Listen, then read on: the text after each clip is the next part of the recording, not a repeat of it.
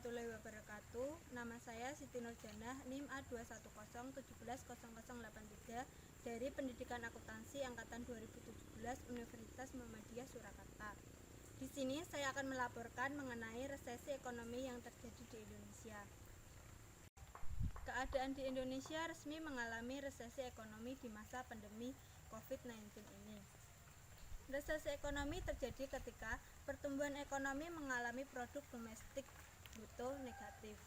Dalam kompas.com menyebutkan bahwa pada tanggal 5 November 2020, pada kuartal ketiga, Indonesia resmi mengalami minus 3,49%. Maka dari itu, Indonesia masuk resesi ekonomi setelah kuartal kedua tahun 2020 dengan minus 5,32%. Ekonomi Indonesia juga mengalami kontraksi alias negatif. Bisa kita lihat dalam lingkungan saya saat ini, resesi ekonomi terjadi pada pedagang. Berikut pernyataannya. Di sini saya sudah bersama narasumber. Siapa namanya, Mbak? Saya Risna Yuni Silesiana dari owner sepatumu.id. Oh iya. Apa saja yang Mbak rasakan dalam dampak resesi ekonomi ini di masa pandemi sekarang, Mbak? Menurut saya pandemi COVID-19 ini sangat berpengaruh sekali terhadap bisnis yang sedang saya rintis. Contohnya kayak orderan itu selalu menurun karena target market saya itu pelajar dan mahasiswa.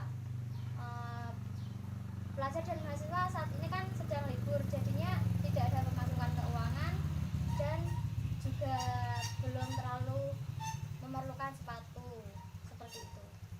Apakah solusi untuk bisnis yang Mbak jalankan biar tetap berjalan?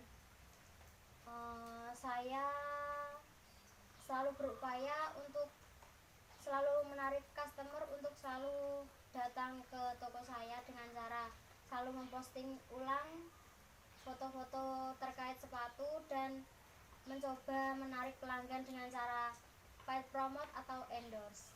Oke. Harapan Mbak untuk ekonomi di Indonesia saat ini bagaimana? Gimana ya?